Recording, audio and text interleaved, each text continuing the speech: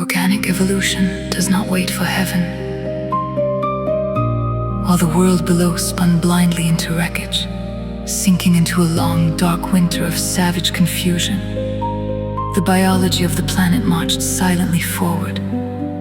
40,000 years ago, the life carriers looked down, and they saw the races nearing their physical apex. The world was finally ripe for its restoration.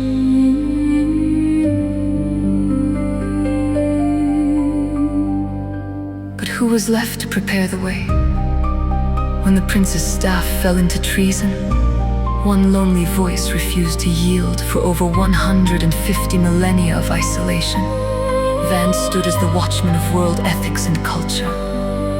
Alongside loyal Amadon in the highland valleys, he kept the embers of the Father's truth alive.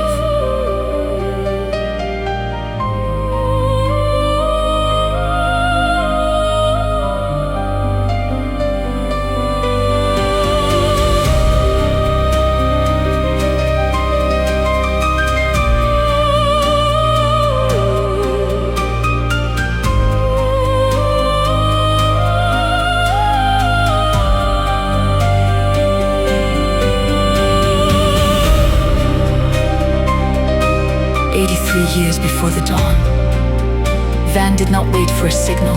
Acting on faith, he rallied the faithful to build a magnificent garden. And for nearly a century, from the mountain peaks, he shouted a wild prophecy to a world locked in the dark. He did not preach a distant law. He preached a concrete, impending dawn.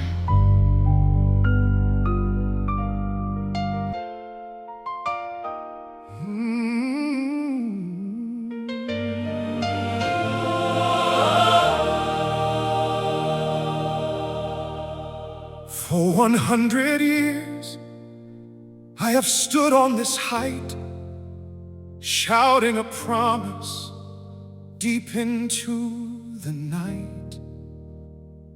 Look at your borders, look at your pain, the shadow of Dalmatia washed out by the rain. The prince who betrayed us has left you in chains, with moral decay in your blood and your veins. But the Father in heaven has heard your cry. A brand new beginning is sent from the sky. I preach the advent, the breaking of dawn. The ancient isolation is about to be gone. To guide, teachers of truth with the light at their side, a biological fountain, a savior of grace, to upstep the blood of the struggling race. They are the material ones of the throne, sent to reclaim what the darkness has sown, the worthy successors to take up the reign and wipe out the scars of the traitorous stain. Though the world doesn't care, though the tribes turn away, we will watch, we will wait.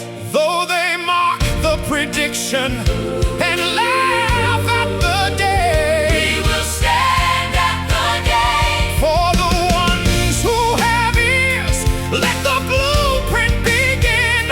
We are opening the door to let paradise in. They are coming, the promised sons of God, to walk the very dirt that the rebels have trod. Racial uplifters to break through the wild and lift up the soul of the evolutionary child. The wilderness shakes and the heavens declare the answer is coming to every lonely prayer. Prepare for their coming, prepare for their grace. The worthy successors are taking their place. I remember them well from the courts of Jerusalem, Before I was sent to this planetary stem, they live not in fortresses built out of fear, but in simple, sweet gardens where heaven draws near. They are majestic, they are violet and pure, a love that is timeless, a truth that is sure. They will graft their own life to the roots of our tree to set the future of Urantia free. So who is beside me, and who will respond to build them a home for the world that's beyond? They are coming, the promised sons of God, to walk the very dirt that the rebels have trod. Racial uplifters to break through the wild and lift up the soul of the evolutionary child. The wilderness shakes and the heavens declare the answer is coming to every lonely prayer. Prepare for their coming, their beauty and care, for the worthy successors will meet us right there. The prediction is true, the timeline is set. The Father above has not forgotten us yet. They are coming. Oh, they are coming. The shovels met the clay. The 27-mile wall was raised across the neck. And for 83 years, the cream of Urantia labored, transforming a simple Mediterranean peninsula into a dream of loveliness, a poem of landscape glory. And then, the heavens parted. Adam and Eve arrived, the material son and daughter of the local system. For 6 incredible days they walked among the soil, untangling the confused affairs of a retarded world with simple grace, with fraternal kindness. They began the monumental task of restoration. But the brilliant glory of their first 6 days was entirely too much for the unprepared minds of men.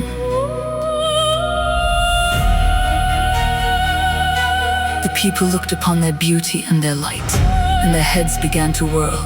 They meant so well, but they could not grasp the beautiful simplicity of democratic rulers. So, beneath the rays of a mellow midnight moon, while the noble pair peacefully slumbered, the garden dwellers gathered in the dark. They brought their garlands, they brought their gold, they brought their worship.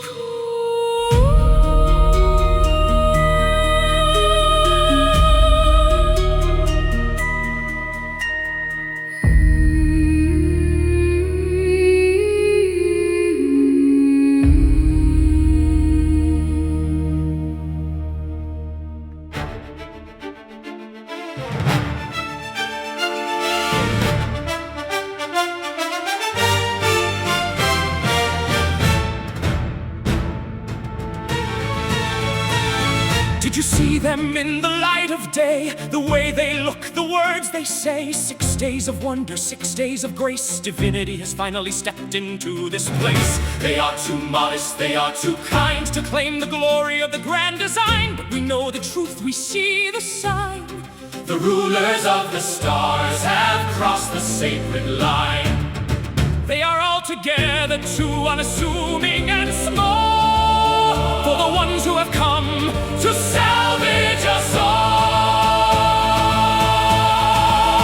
We have decided in the dark, before the dawn can break, a glorious proposal for the planet's sake.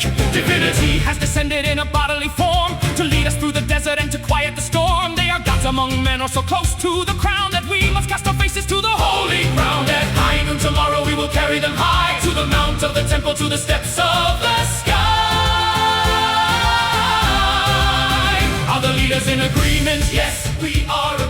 resist the rightful honor for the violet sea. The highest honor indeed.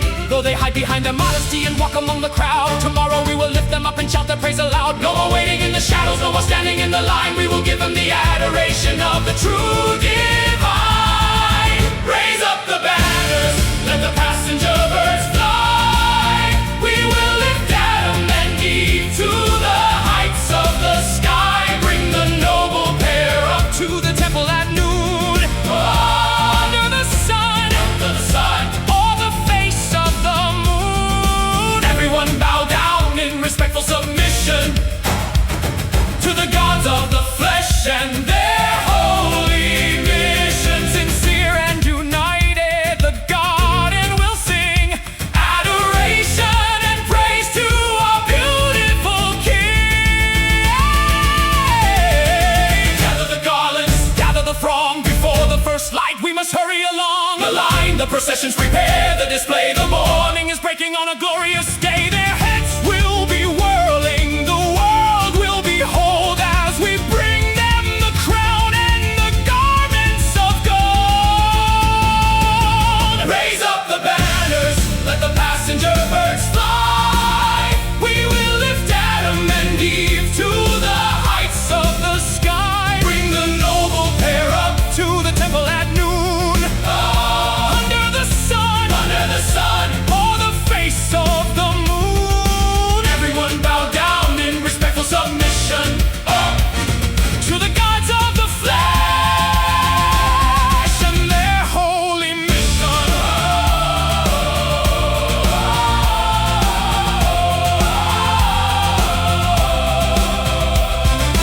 High noon is coming. The birds are on the wing, prepare for the hour to worship the King. Gods in the flesh. Gods in the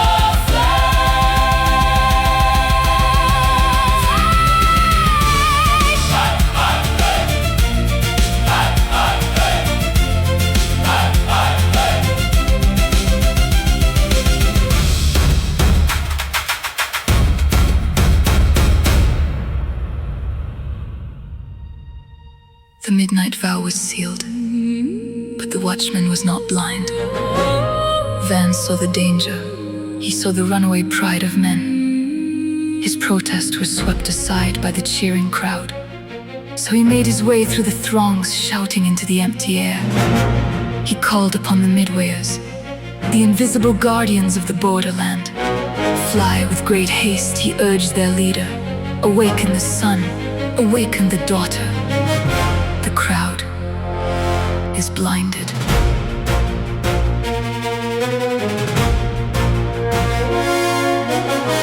Near the dawn of their 7th day on earth, Adam and Eve heard the startling news of this misguided devotion. Even as the passenger birds were winging across the sky to carry them into what the people thought would be a coronation. The midwayers transported the noble pair through the morning mist, placing them directly at the crest of the farthest temple mount. High noon arrived. The massive, eager crowd marched up the stone steps, garlands raised, ready to prostrate themselves in worship. But they did not find a sleeping king. They found the unyielding authority of divine sonship.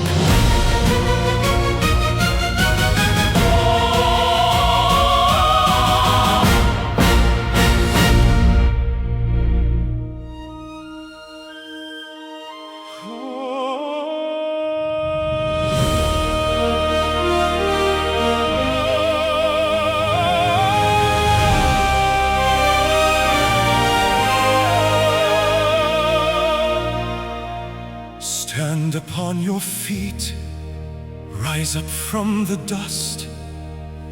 Do not betray the covenant and trust. We heard the birds of passage winging through the gray. We know the grand design you planned for us today. You brought the golden garments, you brought the crown of pride, to lift your mortal rulers to the sky side. But look upon our faces, Look into our eyes.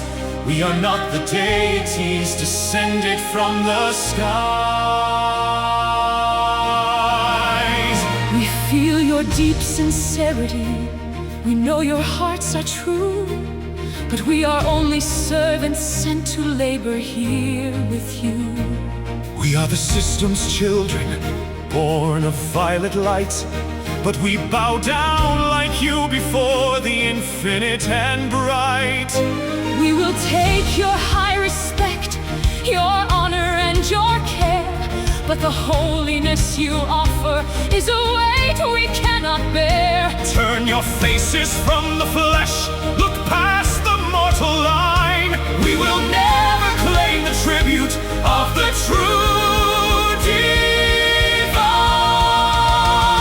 For the order of our sonship is to guide and not to chain. We are here to lift the races, not to mimic heaven's reign. There is only one creator who commands the breath of man.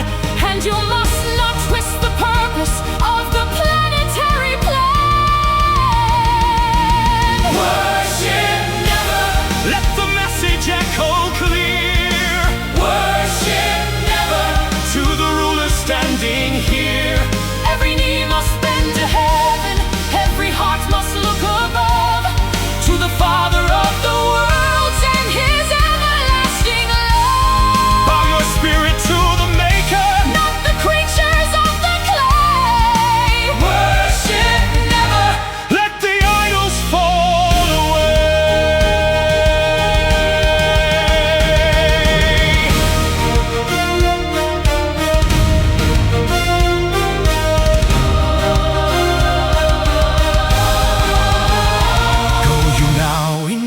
temple where the quiet shadows fall. To the emblem of his presence, the invisible of all. Let your knees hit the limestone, let your pride be undone. In the adoration of the Father who created every son. Let this act become your promise. Let this day become your shield. That the temptation of the flesh is forever.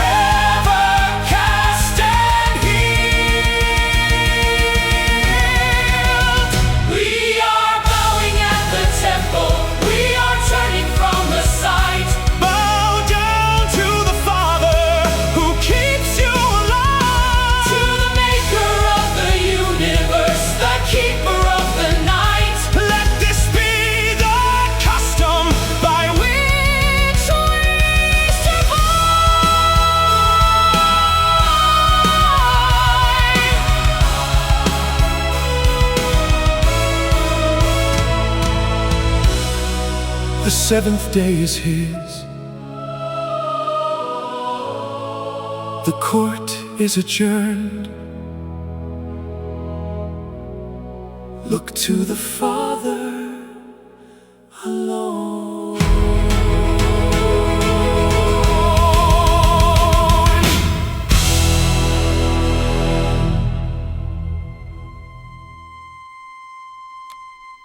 The years marched on. One decade melted into the next. For 100 years, the garden was a hive of unrelenting labor. The material son and daughter were buried beneath a mountain of mortality. They managed the laws of the courts, the regulations of trade, the endless organization of health and schools and social life. The burden of an entire planet rested heavily on their violet shoulders, and they were so tired. The biological upstepping of the world was agonizingly slow. A thousands of years plan that required grueling, patient generations. And in their exhaustion, the shadow found them. Caligastia, the deposed prince, the ancient rebel, still roamed the world. He did not come with weapons nor with open fury. He came as a phantom in the twilight, whispering into the quiet corners of Eden. He visited the noble pair, weaving a brilliant, poisonous web.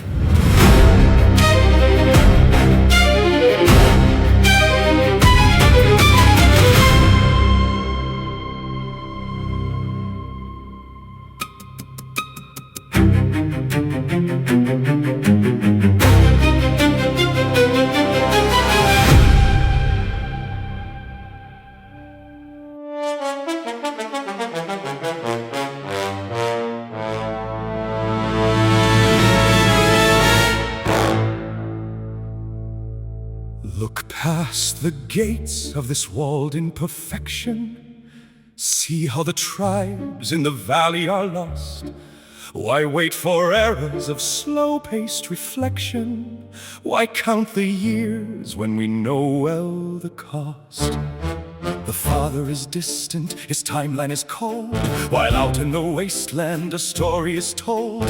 In hunger, in blood, in a race left to die, while you're waiting for signals from deep in the sky. Is it holy to watch them all wither and wait? Is it mercy to leave them to biological fate? I'm just a prince who can see what you need. A little less patience, a little more speed. Take the shortcut, reach for the crown. Bring all the walls of the hierarchy down. Why should a savior be bound by a law when a world is beneath you in hunger and awe? It's a technical leap, it's a minor mistake. Think of the beautiful world we could make. You carry the lifeblood, that violet spark, to light up the globe and to conquer the dark. But your orders say wait, while the primitives suffer.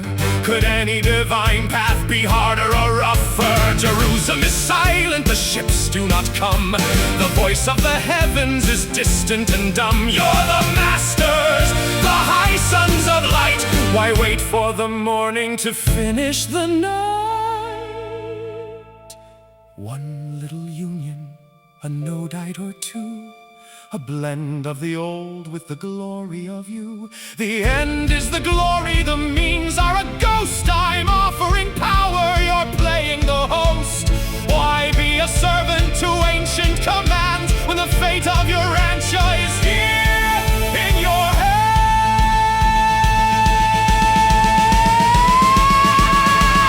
Take the shortcut, reach for the crown. Bring all the walls of the hierarchy down. Why should a savior be bound by a law when a world is beneath you in hunger and awe? It's a technical leap, it's a minor mistake. Think of the beautiful world we could make.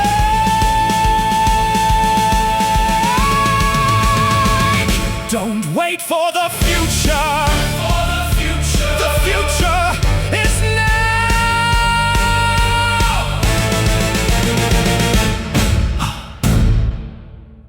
Don't wait for the future.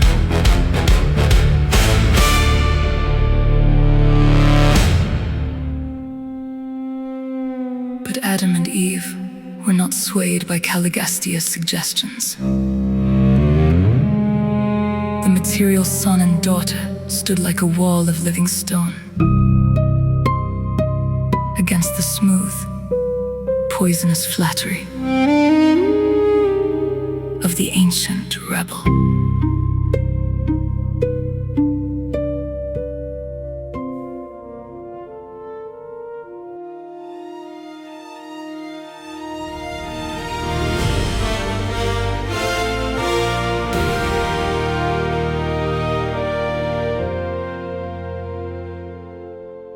You speak of shortcuts and the cost of time,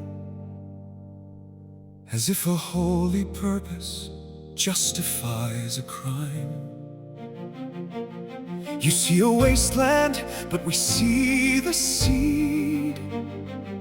The Father's patience is the world's true need. We've seen the wreckage that your freedom brings, the broken spirits and the hollow kings.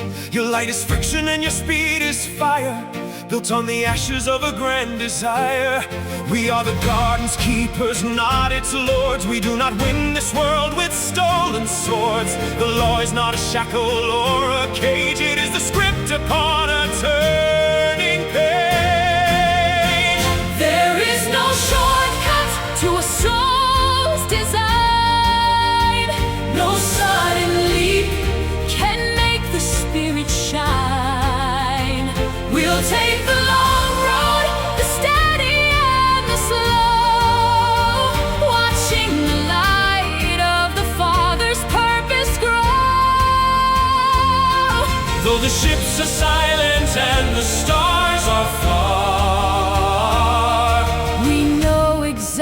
exactly who and where we are.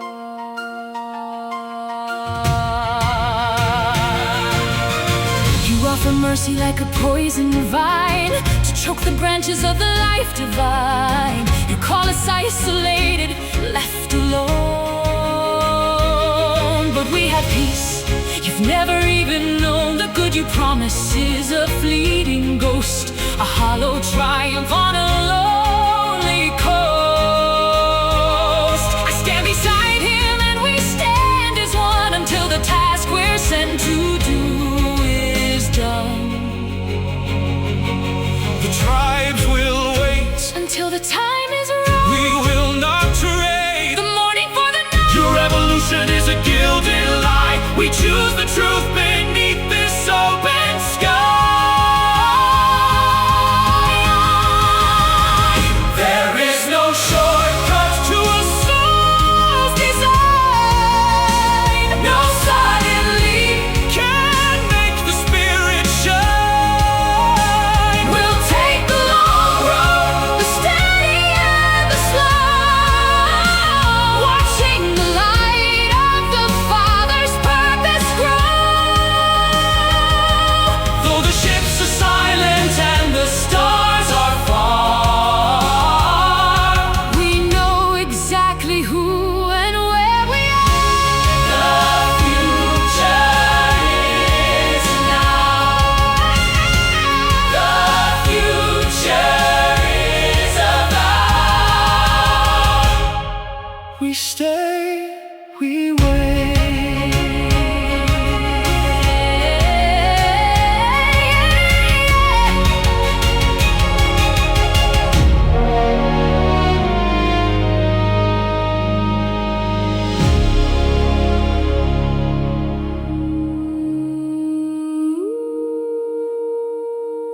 They had won the battle against the arch-rebel himself.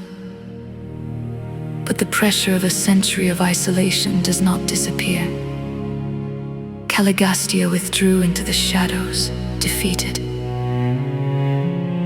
But his departure was its own deception. He had already rigged the board, leaving behind an unseen trap woven directly into the bloodlines of Eden's allies. Into this grueling routine came Serapetatio. He was the brilliant leader of the Nodite Council, entirely unaware that his ancestral disposition had been subtly cultivated by Caligastia for this very moment. Inheriting a lineage of fierce independence and brilliant but restless intellect, his natural traits made him the perfect unwitting instrument to seek a shortcut. Working hand in hand with Eve to manage the crushing problems of the world, Serapetatio was entirely sincere. On several occasions, they pored over the ledgers of humanity's progress. And during a certain meeting one day, their mutual impatience for the world's healing, activated by the very disposition Caligastia had left behind, began to weave a new, dangerous dream.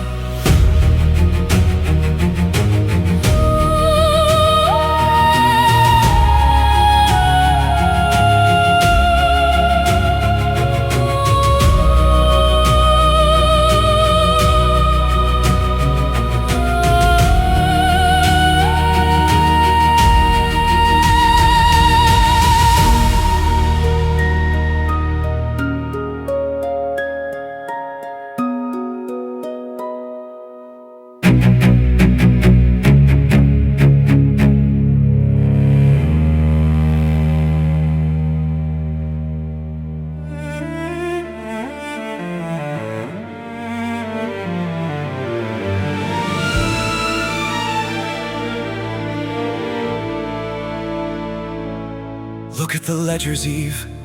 Look at the toll. The progress of the tribes is slipping from control. We teach them in the schools, we guard them from the strife, but centuries will pass before they see the light of life. The blueprint is so slow, 1,000-year design, while generations wither at the border of the line. My people, the Nodites, are ready to respond. They long to leap ahead into the world that lies beyond. feel the burden, Serapettacia. I see the heavy cost. I count the weary ages and the souls that may be lost. The Father's plan is patient, His timeline is a sea. But my heart breaks for the children of Urantia's history. We labor in this garden, isolated and confined, while the wilderness is crying for the upstepped human mind. Then why must we lock the fountain away? Why keep the biological blessing at bay? If we form a bridge, a branch on the tree, an independent tribe to set the neighborhood free. Not a rebellion, not a break from the trust, but a secondary lever to lift them from the dust. A shortcut of mercy, A gesture of grace, to speed up the dawn for this struggling race. We can bridge the two worlds, we can open the door and heal the deep wounds of the ancient war. a plan born of love under the midnight sun. The work of the ages could finally be done.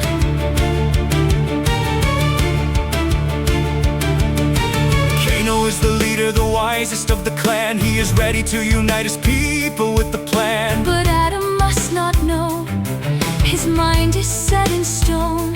He will only walk the path of the Jerusalem throne.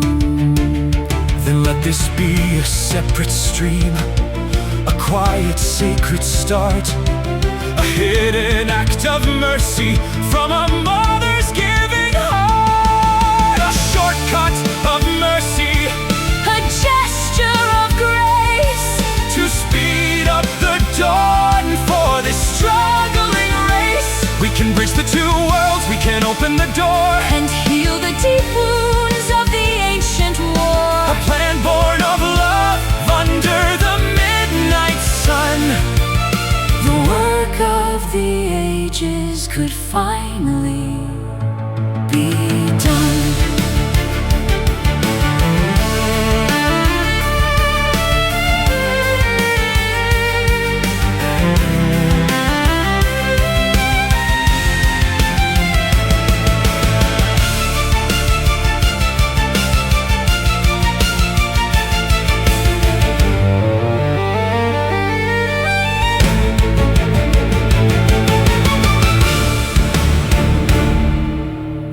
Swiftly executed in absolute secrecy. But an act of such cosmic consequence could not leave the atmosphere unchanged. A strange, heavy stir began to settle over the peace of the garden. Adam could sense it immediately. The very air of Eden felt altered, carrying a weight he had never known in all their time together.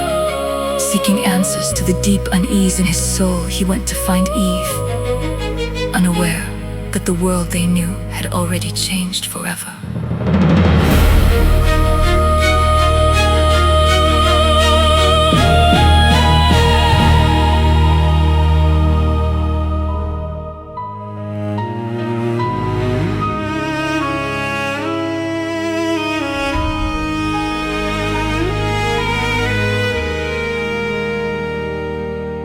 The stars are cold, the garden is awake. I feel a shivering in every breath I take.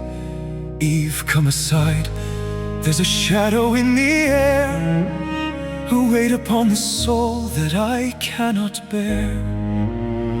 Something has altered, the covenant is torn. I feel a darkness where the light was born. Tell me the story, tell me what you've done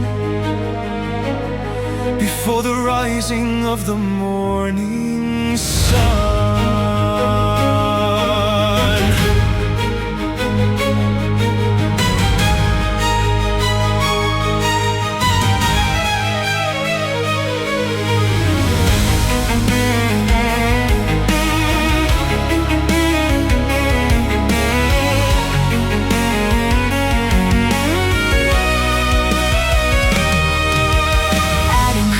tremble, it was for the best, a way to put the Father's mercy to the test. Cain was magnificent, his mind is like a flame. He spoke of healing in the Father's name. He said that good intentions cannot lead to death, that life would blossom with our shared breath. A supplemental knowledge, a way to understand the broken children of this weary land. I didn't break the law, I simply added more to open up a wider, brighter door.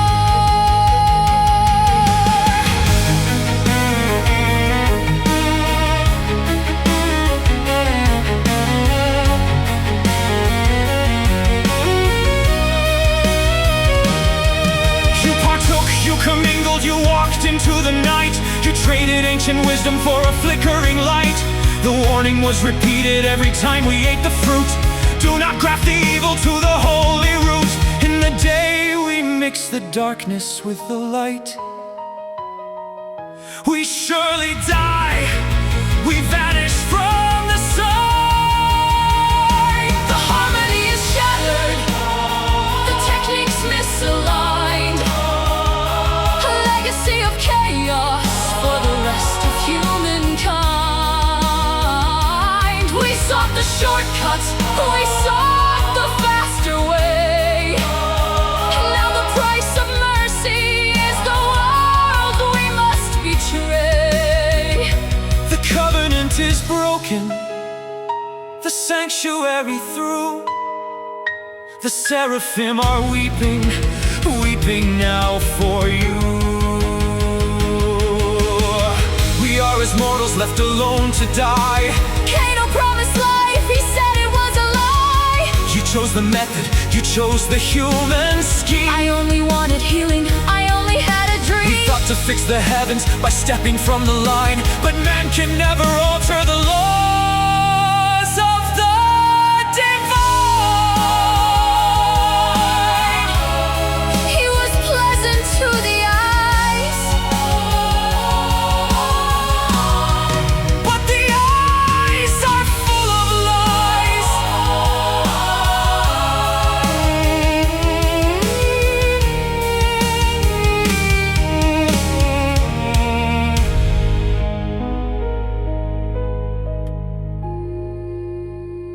You have transgressed the garden covenant. You have disobeyed the instructions of the Melchizedeks. You have defaulted in the execution of your oaths of trust to the sovereign of the universe. The material son and daughter heard this declaration while they communed in the moonlit garden. The words fell like lead upon the heart of the material son. Adam looked upon his beloved Eve and realized the brutal truth. She was now doomed to mortality, separated from him by a chasm of cosmic law. He could not change what had been done, but he refused to let her face the dark alone.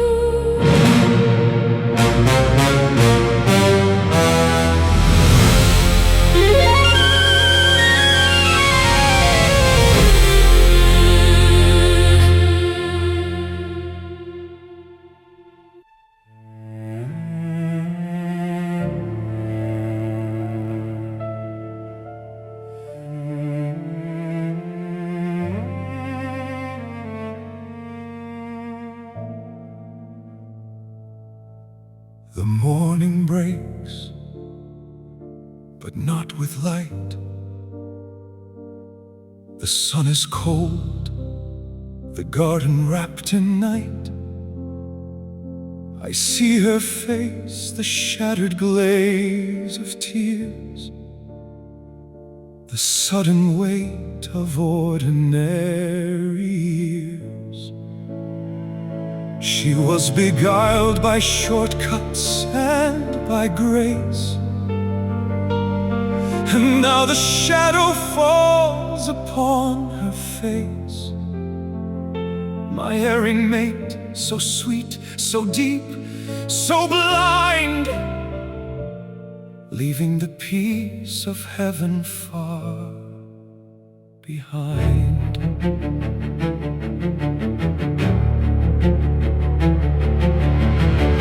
The law is clear, the judgment has been read.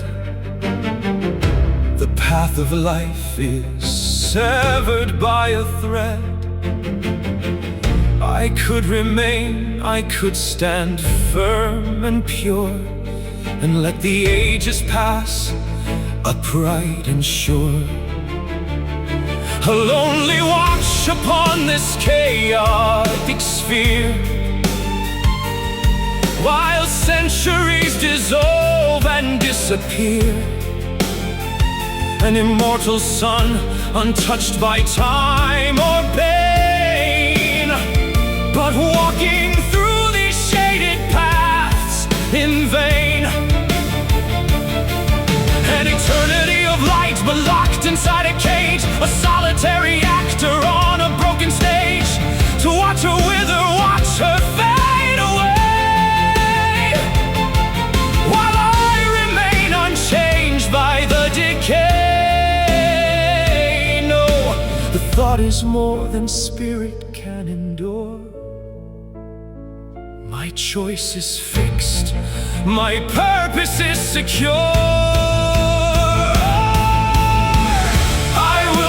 Keep a lonely vigil on this earth. I will not claim a crown of hollow earth. If she must fall into the mortal dust, then I will break the covenant and trust. I am not blinded by a promise or a lie. I know that I will die, but I will wrap my soul within her fate, and close behind us both the garden gate. Lot awaits within the Western school, a brilliant mind outside the sacred rule. To the gray and fling the architecture of the skies away. It is a folly born of love and not of deceit, to lay my immortality at her feet. I will not keep a lonely vigil on this earth.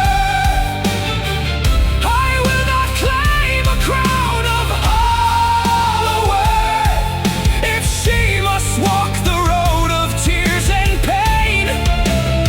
I'll walk beside her through the mortal rain. I know the consequence, I know that I will die,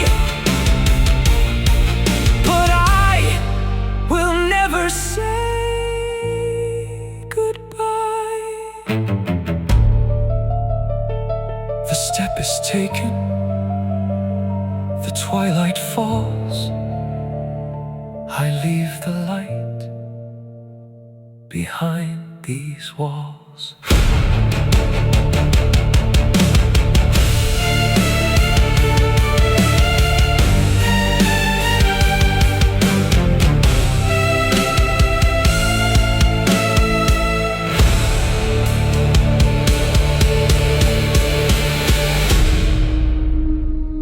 Stripped of their celestial status and the sustaining energy of the tree of life,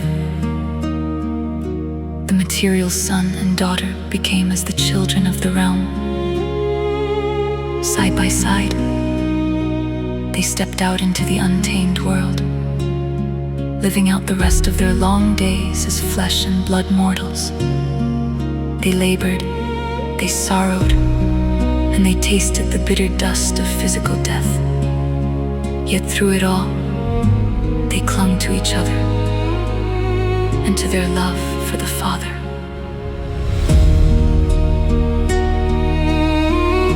And with their passing, the silver cord was severed once more. Eden had fallen, and the great upstepping of the races was fractured.